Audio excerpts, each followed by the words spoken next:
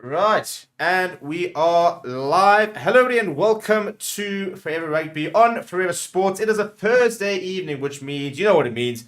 It's the Rugby Fan Forum. And as always, I am joined by a very, trying to describe the panel here. Enthusiastic, controversial, passionate, at times a little bit suspect in some of the chat that we've seen in the group. But moving along here, I'm joined by Chris, Reza, and Cal. Moving my left to right. I think it is your left to right as well. It is your left to right. So, gentlemen, are we all well? Can't complain, Stevie. Well, we can. We're Lions fans, Reza, so we can definitely complain. In fact, we complain a lot, but we're not going to go there. I'm just used to these kind of things now. Yeah, no. Look, the two most ridiculous games thrown away last weekend, but I don't want to even talk about it. But yes, so not good to be a Lions fan. We're going to talk about why it might not be a good time to be a Sharks fan as well. So we can go after Carl, but there, and then Chris is smiling because he had another good weekend in the betting sphere last weekend. I'm smiling as well because I'm just sort of blindly, loyally following Chris's bets. So at this stage, it's going pretty well. I'm pretty proud, Stevie, because we have had a winning weekend since we started, which is nice to have a good start, right? If we started off bad or slowly, we chased it. So it's always good to start off well. So I'm pleased with that. Yeah. No, listen, if you could do my taxes as well, that'd be great. Oh, don't! I'm starting that, and it's a nightmare. Yeah, no. Listen, at the rate we're going, I might almost be able to like fill up my car based on the bets by the end of the year. You know, if we're going, if it's doing well, but as long you're not paying £5 a unit, are you? It's going to take us a long time. Sad thing, it's not even £5 a unit. It's still probably going to take me there for the year. Especially with the way the petrol price keeps going up, every single time I'm going to get close to that, like half a tank, it'll go up again. So tough times down here. Get down up to stage 6. Well, stage 8 load shedding disguised as stage 6. So it's fun. But we move and we continue to move. Right, chat. We've got a lot to talk about and I'm going to start with the very big news. Because last week there I was doing a watch along, watching the Bulls run in try after try against the amateur side. They pass off a zebra. And all of a sudden, I get a whole bunch of messages on my phone blowing up that Jacques Nienaber has decided to move on from the Springboks after the World Cup and will take up a position with Leinster. Now, it's a very interesting move. It's a very interesting situation. And I think that we're now almost a week later. It's been interesting to see the different takes. Some people very upset about it. Some people celebrating. Some people say he should walk away already and that his mind's not going to be in on the World Cup and stuff like that. So it's been an interesting reaction. For me, I think what's always interesting is to see the reaction of where he's going and to see what that sort of reaction. And by and large, I think the Leinster fans are over the moon. Because as much as people might not like him, might not have the best win percentage, I think at the end of the day, he's coming in and he is one of the best defense coaches in the world. And that Leinster side, it's not like they need too much, but it's definitely going to add more to it. So I want to work my way down. Chris, we'll go with you. What was your first initial reaction when you saw the news? What? WTF? I'm going to swear, yeah. Well, firstly, I was actually chatting to my Irish friend. I got a few Irish guys who are chatting the rugby, and I forwarded to him straight away as well. And he spent half an hour making jokes. He thought I was sending him a joke. Then he read, I was like, oh my word, this is real. And I was like, I was exactly that. I was shocked. But the thing is, not more shocked. Why? Why have Leinster appointed? I'm not want to be disrespectful to but Leinster perfect. What? I don't know what real value he's supposed to add when he's all nice, not too disrespectful or whatever. But he's worked with Rassie most of the time. That's a big fish to go in there basically on his own. I'm sticking my neck out. I don't see it succeeding. But good luck to him. And that's all I say. He's done well for the books. He's got his opportunity. I have no idea why Leinster did it. C'est la vie, good luck. You probably might be out of a job in a year. And that's all I've thought about it now, because for the main focus now is that he does the job for the World Cup. Gets us hopefully another win there. And that's all my focus on him right now. And Reece, your first reaction? Yeah, I'm also very much similar to Chris. I'm also kind of wondering why Leinster did it. It's making me second guess myself because I'm not entirely sure what they see in Jacques Nienaber that we're all missing. And that's not to say that I think Nienaber is a bad coach. I think that he's mediocre or maybe above mediocre. I think Yeah, that he's. Oaks are savages. Oaks won us a World Cup, dude. You won a World Cup. well, and He every was time passing says- water bottles at the World Cup. Guys, That's we what won the 100%. World Cup he with a was doing. defense. Yeah. Our defense won us He the was- World Cup. His defense won us the World Cup. The Sure. disrespect to this lad. Say what you want to say. Say what you want to say, but let's just be honest. Russie is the brains behind that whole World Cup, and I don't think much has changed even since Jacques Nienaber took over. So I don't know. Maybe we're missing something here, and I hope that we get proven wrong. I question the timing a little bit. Very Ian Foster-like, although not on the same level where he was being pushed. Obviously, Foster was pushed out, Yeah. and Nienaber is left voluntarily. But I wonder why they didn't take any lessons on board with that to say, well, maybe we should be delaying this announcement for later on, or maybe they just don't think it's going to disrupt things that much. Maybe the whole camp is quite happy for Nienaber, and they're all in it to win this World Cup, and then they'll part ways afterwards amicably. I think that's probably the more likely situation. So apparently, and one of the journalists was very upset because apparently reports were about to break the story that he had signed for Leicester. So apparently that they were about to do this whole big reveal, exclusive Jacques Nienaber leaving, and apparently that forced them to jump the gun. Which, if that's the case, I actually don't mind, to be honest. You'd rather hear from the official source and then to be very transparent and say, this is what's happening. The announcement's there, now it's done. Don't worry about it for the next 6 months. Now we can shift our focus. When you say jump the gun, though, we don't know when they were planning to announce it. I mean, to me, if they had announced it any later, it would have been severely disruptive. Now it's sort of okay. It gives everyone time to settle into this reality. Yeah, I think it's actually not the worst time, to be honest. I said we're 2-3 months still. I mean, from away from the international season, we still got May, June, so it's plenty of time for everything to die down. Can I just quickly just think now that I haven't even thought of, like I said, I hadn't thought about it. Now it's thinking to me, maybe this hire is because when Leinster do lose, it's against a powerful rampaging team like La Rochelle and the Bulls, possibly a Toulouse could. And maybe he is the final cog to bring something that when they come up against a team like that, he's got something like this Springbok mentality to bring them over. So I can't see, because other than that, they seem to have what they need. So I can only think they want to bring that flair, whatever, thought into the process of them actually getting over the line. Because it looks like they've got a factory of these oaks coming through. So it looks like they're going to be strong for years and years. So that was my final thoughts. Yeah, look. I mean, with Stuart Lancaster leaving, there was always big talk about who was going to come in and what type of person was going to come in. I just think it shows the pool that Leinster have and how elite Leinster are at the moment, that they can sit there as, and I said the other day, they're the best side in Europe. And we said, oh, how can you say it? They haven't even won the Champions Cup in the last couple of years. But I mean, I think in the last 5 years, there's been 5 different Champions Cup winners. So I don't think that's the best measure to determine who's the best side. But if you look at how many finals they've been in, how many times they have won in the last decade, and right now they're about 90% of the best team in the world. So I do think they're the best side in the world. And for them to sit there and go, right, we're losing Stuart Lancaster, we back ourselves the best club in the world, but what can we do? And for them to go and say, you know what, let's go and poach the Springbok coach and bring him as an assistant, shows you how big the pool that Leinster have at the moment, and the fact that they're not resting the laws and looking to innovate. Carl, your sort of thoughts on the whole thing? Well, I think it's almost the same kind of scenario as, well, I mean, Stuart Lancaster is what built Leinster into quite obviously continued their power, but has changed them a little bit, and they're dominating basically everyone at the moment.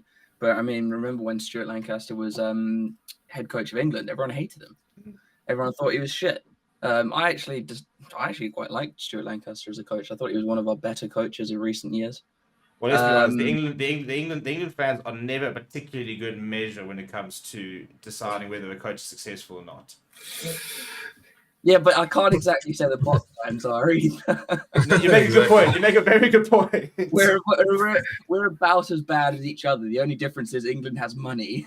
Yeah. Oh, wow. No, he's not wrong, dude. We're poor out here. Dude, our players are flying economy to Qatar and arriving in like the UK 24 hours after they've left Cape Town, dude. It's tough out here.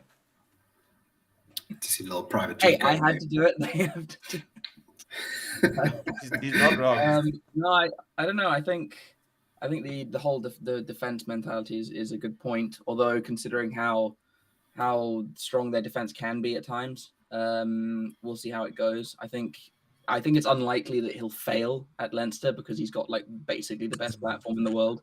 It's like essentially someone being handed the Crusaders role and being like, right, all you have to do is the same thing. Look, but that's kind of how I feel about when he took over from Rusty post World Cup. He was handed a platform, which was, I mean, that squad after 2019 was rolling by itself for at least 2 years, So, in a way, that's the same as when Eddie Jones took on England. I mean, he had arguably the best young team in the world, and for 2 years became unstoppable, and then basically ruined them. So I guess we have to. I guess we have to wait for his tenure to be a bit longer in this new role and see what happens. I was surprised because I thought it was going to be Rassie that stepped away, and Nienaber would take us for another 4 years. That was kind of what I thought the plan was. I don't know. I kind of always, and sorry to Brain was talking about it, and he said those two have always been a package deal since for like the last decade, basically. Apparently they met back in the army days. They've been mates for like years and years and years and years and years. So that's why it was interesting in like the press release, and I wonder if it will be the case where they emphasize that Rassie's got a contract for another 2 more years, and they emphasize that in the contract to say that he's locked in for at least until 2025. Because it's interesting, because I mean, if, for example, if Leicester come out and said that they had appointed Rassie as the director of rugby and Jacques was coming in as a defence coach, you can go and sit there and think, hell, well, because they always seem to go to So it's interesting to see what will happen with Rassie now. I know they've got money, but I don't know if they have that much money. And that's also a big leap of faith. I'm not saying people that, but he's going to get a lot of inside knowledge of Irish rugby, right? And he is buddies with Rassie, what I'm not saying he's going to rattle and stuff, but it just feels like it's just an odd one. Like it feels, I don't know, it feels odd that Leinster would do this. Like I just think they created something in that culture there, which is really much theirs. To be fair, I think what they were saying is on the opposite way. I think what they mentioned, what they spoke about a lot in the press release, is the fact that he's going to have so much information on South African rugby, and that's why I said the first bit, right? That he's going to be able to. That's the final cog. If that's what they feel they needed, he is the good cog to bring in. If it's not a New Zealander like Robinson or something. Yeah, and look, he comes with all the inspirational speeches. The man's going to talk about, pressure to privilege, and you got to do it for the family. He's going to do it. Pressure is not having the lights on. I'm not sure what he's going to be able to quote on, because they always seem to be able to motivate the box with load shedding and all that shit happening. But then you see, just talk about South African coaches. From Kron went to Munster. By all intents and purposes failed, and he was referenced by Rassie. I'm not saying that Bath have turned, well, they have played a lot better. It's the end of the season, not a lot to play for, but it looks like Bath are on the up. We're really told next season. And Franco Smith as well, right? He did a pretty much half average job at Italy, but he's started shakily. Glasgow went, I think they lost to Benetton in the first round, didn't they, of the Euro C. And now they're pretty strong. They're pretty cruising. Another team you want to go there and play. I think they're the favourite to Challenge Cup, to be honest. Yeah, so... that's what I think. This is great for his career. I mean, the fact that he's landed there immediately after what he's gone through is interesting. But maybe onwards and upwards for him. Who knows? Yeah, let's say wish him luck. It's not derogatory. Like it's just like his history. It's like there's a big leap of faith for me that Leinster brought him in. That's just what I'm thinking.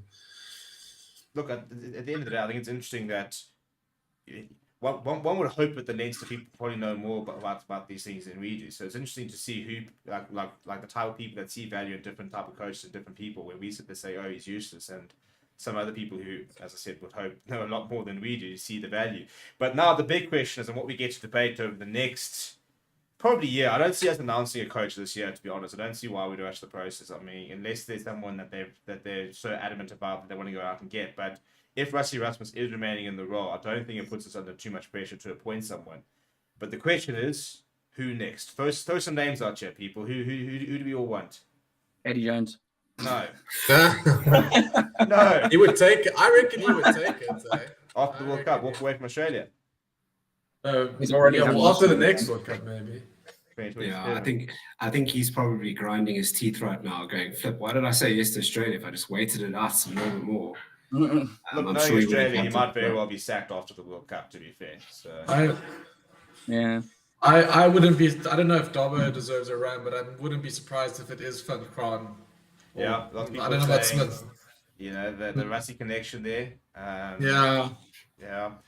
Yeah, I guess there also comes into the conversation the inevitable talk about, you know, the transformation of coaches and so on and so on. And obviously, Stick is a big Well, he's been talking point there. groomed to be it. I mean, they've been grooming him to be the next head coach for the last. I was surprised. I didn't think it was going to be now. I kind of thought that they were looking at like a very long term, even like post 2027 type thing with him.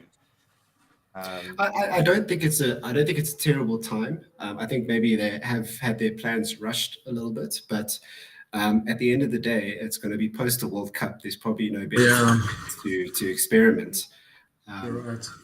And so I'm not. I mean, I'll be very honest. My head's been all over the place with these names that are being thrown out, and no one in particular is standing out to me. And so, with that in mind, you probably go with, well, what's the best risk to reward ratio? I mean, if Stick comes off, you've got a happy nation all round. You know, if he doesn't, well, it is what it is. Yeah, we know it'll not be a happy nation if it doesn't come off. That's the sad thing. Yeah.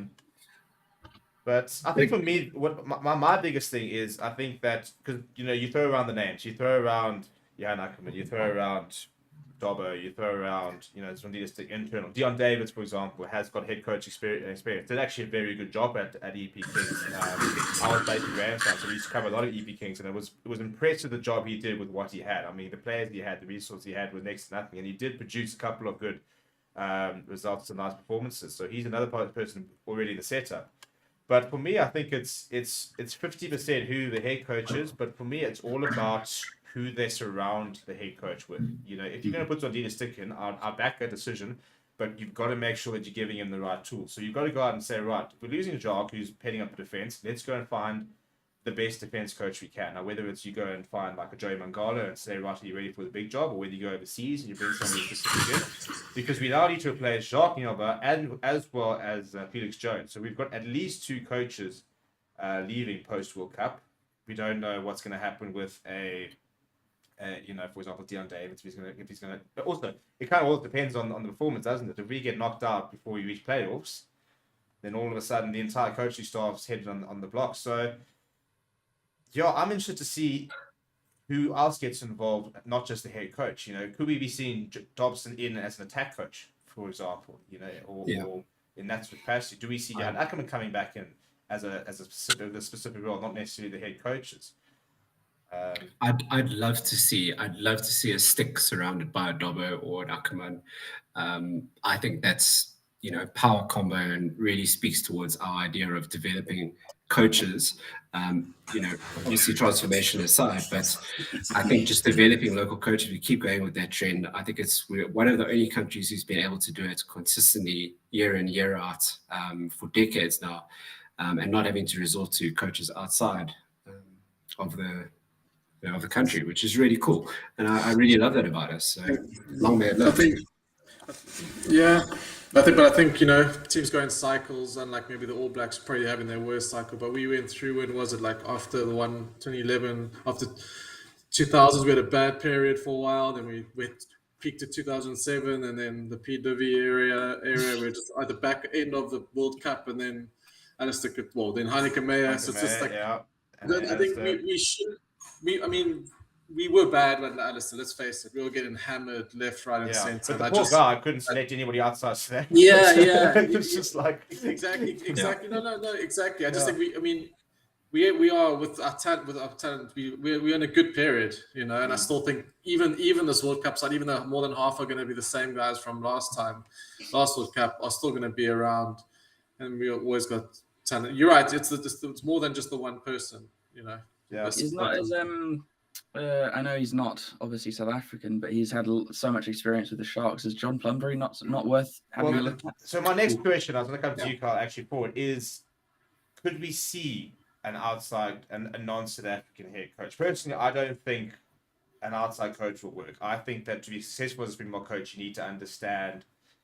Yeah, and maybe that's why John Plumtree's an option, but you need to understand the South African landscape. You need to understand South Africans. You need to understand what's really at play. As we mentioned, transformation, whether you like it, whether you hate it, you love it, it is a reality. It is something that has to be dealt with. And Rusty and Jacques have been so successful because they tackled it on head on and they didn't try and keep it as a weird thing in the corner. They basically embraced it and said, this is a reality. We actually have to work towards it.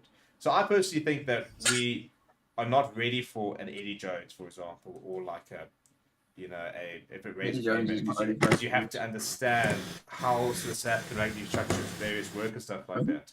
But Carl, any options for you that you think would be good from an international perspective? The only one that really jumps to mind because of obviously Scott Robinson signing with the All Blacks is John Plumtree. Yeah, I mean that's and he's perfect because he was in Durban for so long. Yeah. I think that's a great shot, actually. A really good outside bet. But I think I'm with Stevie. I don't think that South Africans. I don't think it'll happen. But I wouldn't. I think he's the best shot because he was at the Sharks for so long. Yeah, I agree. He's That's almost really like an honorary South African. Yeah. Yeah, I must admit, I'm not sold on the Van Graan chat. I don't. I mean, I think Munster was a bit of it wasn't the best thing. Bars may be looking at, but I don't think we've seen a lot. For example, I said like a Franco Smith, for example. I mean, he failed in inverted commas in Italy. I think he did some good things there. I think at the end of the day, I think I admired the approach where he walked in and said, you know what, I can go and pick the best players right now and be half competitive, or I can say stuff it. I'm going to go and find a bunch of youngsters, and we're probably not going to be particularly competitive the next 5 years, but maybe. In 5 to 10 years, you can actually start becoming a side that's not just a walkover. And I don't think it is yet, but I think I still have faith in a couple of years Italy will be a lot better. You keep riding that train, my man. Come on. I love Italy. Italy is the one like actual. They're not even minnows. They're decent, but I really want one of their jerseys. Their white ones are so nice. Oh, the new away one. Yeah. The navy and the.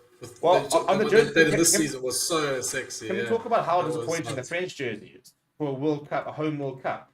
I actually haven't seen it yet. It's just a blue shirt. It sounds about right. It's just it's literally. What more can you do though? But they started with come on. They started with the blue shirt template. They then added the logos and went, actually that's fine. Okay, Yeah. but At least what in 2007, England and France had that one with like the swish down it, which was a really nice kit. yeah. Was very nice. It's fine. We'll always have Argentina who've always got nice kits, so we'll always back them to lead the shirt. The shirt. Argentina. Yeah, they're always winning. Yeah. And then we're getting a Nike shirt this year.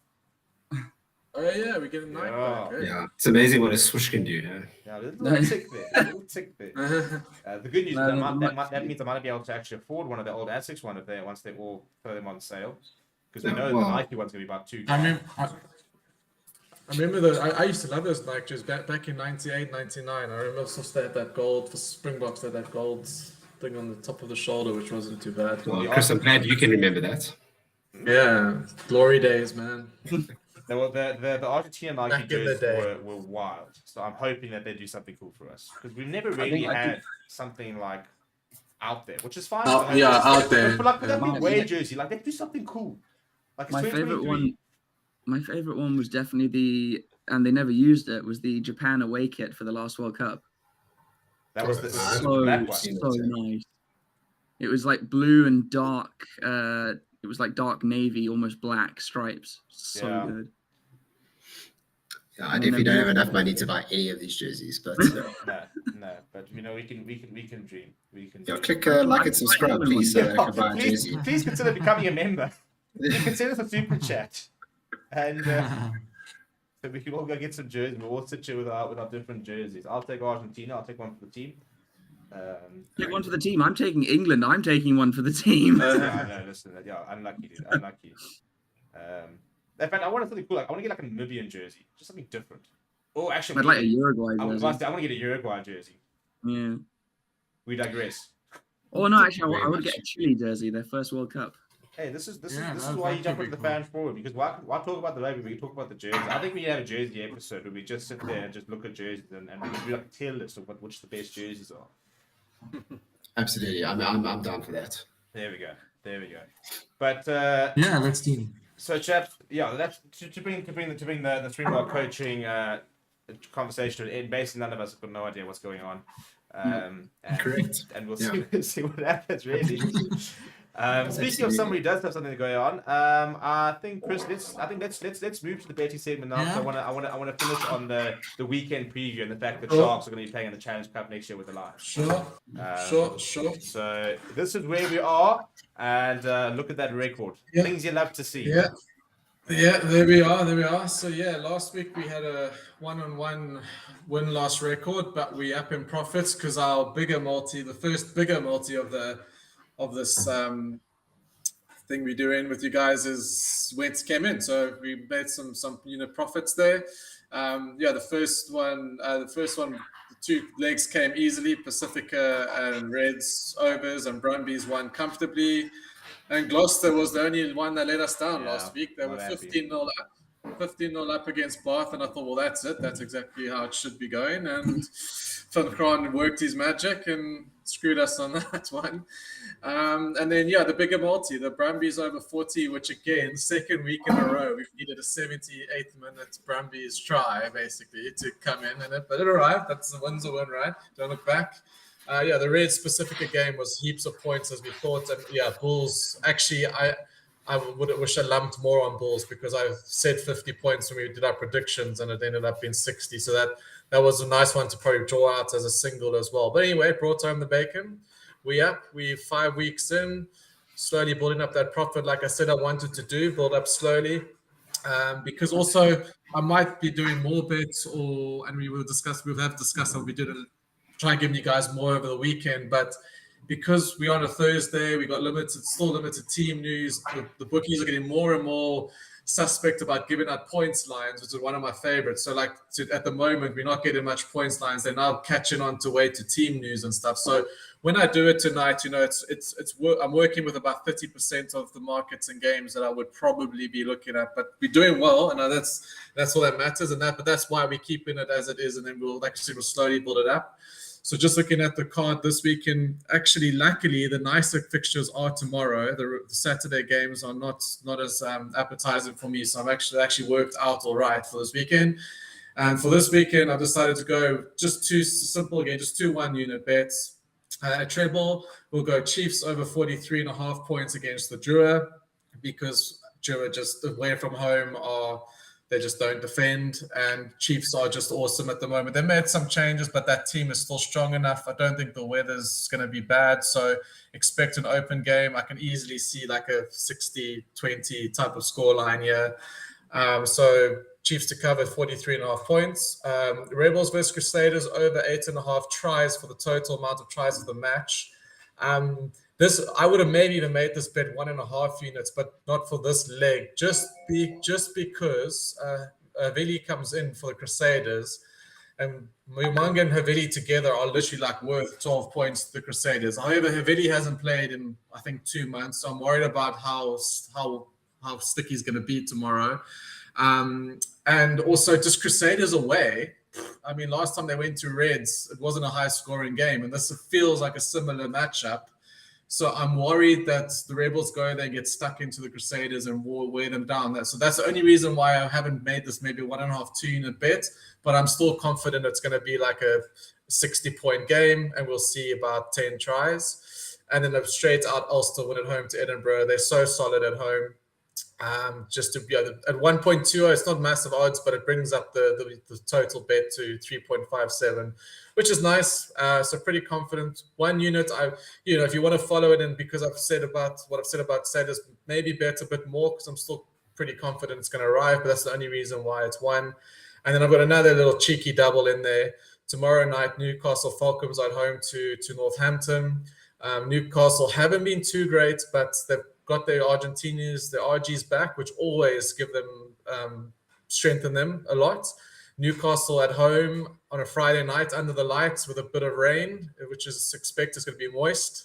that great, that nice word. So I think that's going to bring the game. That's going to bring the game closer. So I don't believe Southampton run away with it. I don't think the Falcons could even win it, but I see a Newcastle 7-point win. And then I got Blues third to win by 13 or more. The cap was at 17. On team news, Blues are pretty much full strength. Waratahs have made loads of changes. They're at Blues. Blues should move on again from a good win against the Rebels. I think they should take care of the Tars by more than 20. So quite confident that double will come as well. 1 unit. So yeah, if these two come in, we get another decent four unit profit if they both land. If one of them do, still all right. We don't lose much, and we'll still profit. So, yeah, those are the bets for this weekend. And I hope you guys ever follows. Good luck, and yeah, so may this continue. I'm enjoying the ride so far with you guys. Yeah, so am I. As I said, I've watched as the role chat before. I was throwing the money onto those bets, and if you guys would like to throw your money on those bets, please do go and get yourself a BetCoza account. All the details are in the description. You go and click on the link there, and get yourself a BetCoza account. Those are the odds on BetCoza. I just wanted to say, Steve, these odds are all BetCoza odds, and they currently these were the odds and the prices at time of going on to show. So there is caveats there. You might go there, it might have changed, but yeah, play with 1 point either side. If it's changed, wouldn't go more than that. But these are all through bets.co.za, and yeah, obviously, if you want to follow other tips, so you can catch me on Twitter as well at the Crow Tips. But yeah, let's do it. Let's smash another profitable weekend. We have another losing record weekend here. Things we'll have to see. Yeah, the saving for the Argentina jersey starts now. I think that's where this is all going towards. So yeah, we're gonna have to keep waiting so I can get myself a Los Pumas jersey, especially with the new logo. By the way, have you all seen that they have rebranded? And I'm a little confused. Well, for years and years and years, they were called Los Pumas, and yet didn't have a puma on the actual jersey. Fair enough. Yeah, it was a Jaguar. There was never a puma in that badge. Sorry? Am I gone mad? There was never a puma in that badge. So, no, it was a Jaguar. It wasn't Jaguar. That's it. Yeah. That's right. Yeah. So it was like one of those like weird rugby facts where it was like the pumas. I mean, it's like the Lions running out with like a leopard on their shirt. So I suppose it makes sense. I'm gonna miss the old logo with the spots and stuff. They just gotta be careful not to annoy Jimmy Stonehouse running around chatting Los Pumas.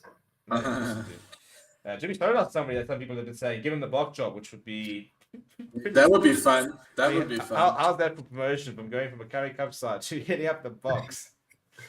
I would support that. I mean, if we go down one, at least we're going to go down wondering. No, exactly. It's going to be different. If Mark Boucher is allowed to coach the Proteas, anyone can coach the box. Hey, there we go. I still don't understand how Jimmy Stonehouse has not been given a shot at the top 4 units. I don't understand. I just like why. Probably because he's a cuck person. I think wow. What? Jeez. You know what? I want to put you in a room. Have you seen the size of that guy? I want to put you in a room and I want to say, Jimmy, this is Reza. He's got something to say to you. I didn't mean that. I just mean that when things like that happen and you've got someone performing so well, and I don't know anything about him personally. All I'm saying is that there's usually something else behind the scenes that we aren't. Yeah, it's clicky. So. It's very clicky in sports, eh? Maybe doesn't know the right people. But speaking of the right people, maybe the wrong people, this weekend, the Sharks are set to miss on Champions Cup Rugby. That's the big thing I'm going to throw out. And as promised, let's just talk a little bit about what the ramifications are this weekend, because it'll just get a little bit complicated. So this weekend is obviously the last weekend of United Rugby Championship group stages. Now, there's 2 things at stake. Obviously, your top 8 will go to the playoffs, quarterfinals, semi-finals. Final, it's all pretty standard. Your top 4 will get a home quarterfinal. Then your higher ranked team will get the home semi-final, the home final. There's nothing like the Champions Cup where it's all predetermined or whatever. It's just if you're a higher seed, you get the home game. Easy. However, Champions Cup qualification is a completely different thing because first things first, the 4 Shield winners get Champions Cup promotion. Now those shields are the South African Shield with those 4 sides. The Irish Shield with the 4 Ireland sides, the Welsh Shield with the 4 Welsh sides, and then the Italy/Scotland side with the 2 Italian sides and the 2 Scottish sides. So Stormers, for example, are in the Champions Cup next season. They've already won the South African Shield. Leinster have won the Ireland Shield. Glasgow have won the Italy-Scotland Shield. But it gets quite interesting because the Ospreys and Cardiff will play against each other this weekend. Cardiff currently have a 4-point lead on Ospreys. But, so that if Ospreys were to win with a bonus point and keep Cardiff pointless, then they could actually jump into the Champions Cup. So it's actually quite a cool. It's called Judgment Day. That's the match that's being labelled. So that should be quite a cool match to watch with something a little bit on the line. It's about the only thing the Welsh teams are playing for at the moment. But the important, That's huge. That's massive. Yeah, That's it's gonna, massive. and they're playing that at the Principality Stadium, Yeah. so it's going to be a So buzz. So it it's should going to be be. quite cool. I'm not big on the Welsh derbies, but that's one I've got my eye on. I could actually. yeah, well, at least there's something at stake, like something quite real at stake. But the reason that game is those games are so important is that, as I said, one of those teams have to be in the Champions Cup. So that's the first 4 spots from the URC. The next 2 spots can be if a URC side wins either Champions Cup or the Challenge Cup, they will get a spot in the Champions Cup. So the Champions Cup at the moment doesn't really matter because it's basically just Leinster there. But the Challenge Cup, That's for 5. example, That's 5 spots so far. Then. 6 spots. Champions Cup winner, Challenge Cup winner. Oh right, sorry. Okay. 6 If spots. if they don't fall within the top, if they're not the Shield winners. Yeah. So, for example, Benetton, currently sitting in 9th, if they were to win the Challenge Cup, they would get a Champions Cup spot. Once that's all been determined, it is then the next, usually the next 4 sides in the URC. So supposedly it's the 4 Shield winners and the next best 4 sides, assuming that none of those 8 Skipping are out to 1. the Challenge Cup or Champions Cup winners. So, okay, it's getting a little bit complicated. But at the moment, the Sharks sit in 8th place. And they are a couple points behind Connacht. So they are sitting with 46 points. The Bulls are sitting with 48 points. Connacht will play against Glasgow this weekend. If they lose, they can go up. If they lose and they get a losing bonus point or 2 losing bonus points, they can go up to 51 points. That will put them out of touch of the Sharks. But if the Bulls win, just a win for the Bulls will take them to 52. A bonus point win for the Bulls would take them to 53. So they can go to 6th. They're playing against the young Leicester side, so you're kind of thinking that the Lions didn't get the job, but I think the Bulls should be able to get the job. But the Sharks, with a bonus point win against Munster, who just beat the Stormers at home, would take them to 51 points.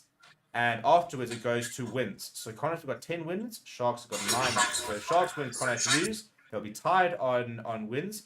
The points difference is the third thing they look at.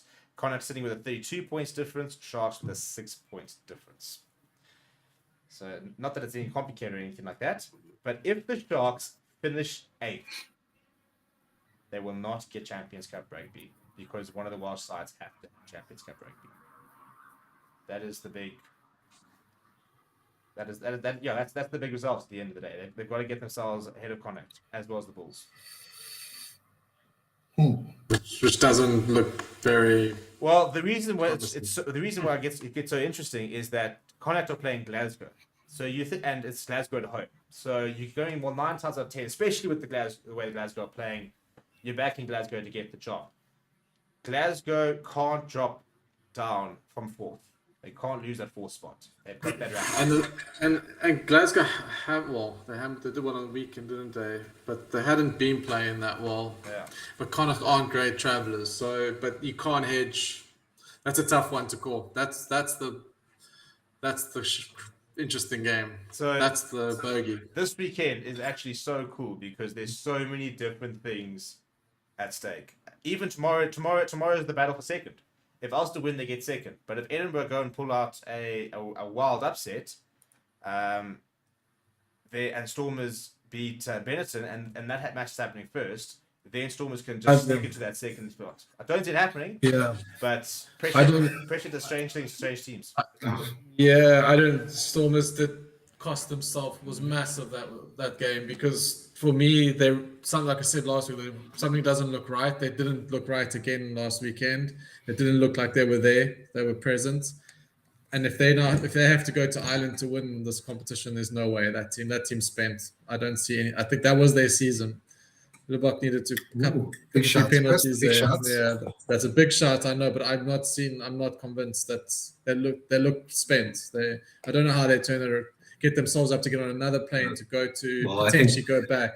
I think this weekend tells us everything we need to know, to be honest, in terms of what their prospects are. If they scrape through this weekend, Which I don't think they're going to do. I think they're going to hammer Benetton just because they're not. That's my definite feel. But I just don't think they playing Benetton and going to Ulster or Leinster is not. It's chalk and cheese. It's not even in the same league. Men's versus boys. Yeah, And Donny Craven's going to be a good stadium for Stormers to play Yeah, at. I think they'll play good rugby there as well. I think the field, it will hold up a lot better. The front row, I'm very keen to see Thomas Gallo playing. Though he's starting for Benetton, but it's a completely changed Benetton. I mean, the Benetton side, they've changed the entire. And we got Willems in at 12 now as well, which I like. Yeah. Lubbock and him access with Evan with Roos the starting. way he's playing. Yeah, I think this is a bounce back. This is not a good spot for Benetton. No, That's mine. But I think Benetton have realised it. I think Benetton have sat there going, right, chaps, we can't qualify for playoffs.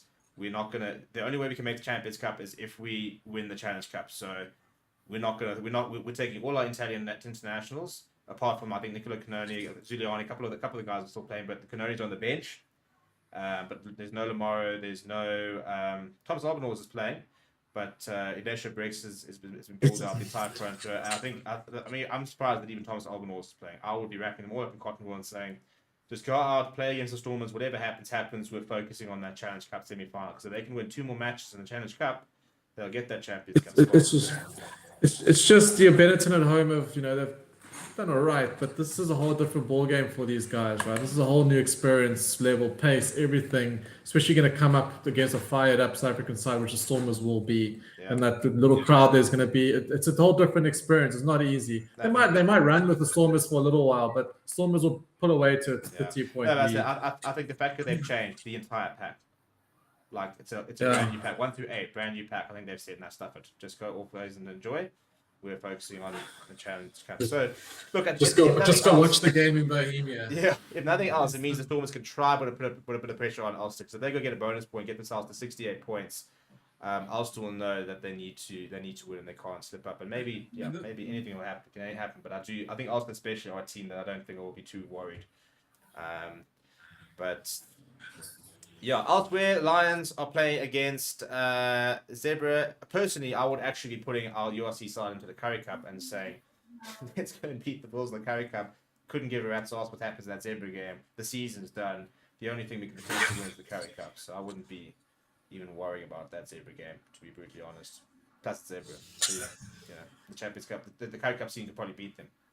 Yeah, 100%. But to be honest, we'll be following your watch along, Stevie, and making sure you keep us up to date, because I, quite frankly, don't know what the hell's going on. I think it's the most ridiculous format in the world. But yeah, it is what it is. I'll trust you to keep us informed. It's quite straightforward once you sort of read. I mean, I had to go read a couple of times, but it's quite cool. It's cool that every sort of game this weekend, bar like the Lions, Zebra, and the Scarlets, I think they're playing Dragons. Yeah, those are like the only games which mean absolutely nothing this weekend. Yeah, I don't like this whole if you just because you're Welsh you get to play the Shield. That's the whole agreement with the EPCR and stuff like that. It's nonsense. I suppose like the UEFA Champions League, the same type of thing. There are certain amount of spots guaranteed for certain nations, stuff like that. So there are, but I mean, if you finish within a certain ranking in your league, you get rewarded for it. Regardless of what happens. In fact, you're more likely to benefit if someone else automatically qualifies by another tournament in that format. This one is just like, well, you could be 14th and 15th, and you still got a chance of going in. And it's just like, you'd have to be at least 13th, because it would have to mean that the Welsh sides occupy all the bottom. Sorry, Steve, 13th. My bad. and then Zebra, so you have to be at least 12. Well, it's the same. It's the same as this American football, right? I mean, you get teams making playoffs with way worse records than teams that haven't made it. And I agree. It doesn't sit too well, but I don't know why I chose this format. It is what it is. It just feels like, especially with an organization like the Sharks, who are sitting there going, well, honestly, we're competing against them for a spot, and you've put in all the investment in order to have a good season. Well, you know what? And Don't end up lose somewhere in 8 the middle. freaking games and be shit. That's what I'm saying. Yeah, The exactly. Sharks. Well, exactly. They got their own bloody. Don't be culture. shit. It's not hard. Just don't be shit. Yeah. All right. Fair enough. Okay. No Look, problem. if the Lions were sitting here at 8, I'll be like protesting. I'll be like those stop oil people. I'll be running into EPCR meetings, pouring like paint over them, saying, no, get my boys in there. But it's the Sharks, so it couldn't happen to a nicer side with all the investments. And imagine even Etzebeth playing Challenge Cup next season. And I'll be not be happy. No. But Let- Well, let- if you let- go win it, let's Yeah. go win the one. yeah, well, show us you can win something, you know. Steve, let me get these predictions, bro. Let's go. Yeah, I was Let's do about to this. say, we're going to move to the predictions. So, Reza, you're our Curry Cup guy, hey? Oh, please. Nah, we'll give Chris the Curry Cup. What? Well, I have to give somebody the Curry Cup. Okay. Unless, how about this? Chris, I'll give you Super Rugby. I'll take Curry Cup. Reza, you can take yours. There we go. Now we're Hey, talking. look at me being a nice guy. Let's do some quick fire predictions and then let's wrap up. Right, we're gonna start with the URC. Reza, are you ready? No, not really. Well, Shane. a bit like Benetton, Shane. You're just gonna have to play. Exactly. Okay, we're starting in the Darnie Craven. Speaking of the Italians, Stormers versus Benetton. Stormers by 25. Stormers 25. Ulster, Edinburgh. Ulster by 12. Lions, Zebra. Lions by 15. 15, right. Bulls, Bravo. Leinster. Sorry, say again. Bulls, Leinster. Yeah. Sure. This is actually a tough one. I know they're sending it. Hey. No justification. Quick fire prediction. Okay. All right. Bulls by 17. 17. Okay. Dragon Scarlets. I'm gonna go Scarlets by 10. The big 14-15 game. It's huge. It's huge over there. Sharks, Game of Munster. this weekend. The last one. Say it again. Sharks, Munster. Yeah, this is the big one here. All right. I'm gonna say Munster by 13. You. That's a big one as well. Calling it. Well, then Sharks definitely wouldn't deserve Champions Cup. Anyway, Ospreys, Cardiff. Judgment Day. Big one. Let's go Ospreys by 13. 13 to Confirming try and my steal pick. that last spot. And then finally, Glasgow, Connacht. This is a tough one, but I'm gonna go Connacht. Ooh, And I'd say Connacht by 9. Connacht by 9. Oh, that's a good call. Okay, I like that. Right, Reza, you can go grab the Curry Cup fixtures in the meantime, and I'm going to go and grill Chris on the Super Rugby fixtures. It's just another 4 this weekend. So, Chris, tomorrow we're starting with the Chiefs versus Fijian Drua. Chiefs by 45. Jeepers.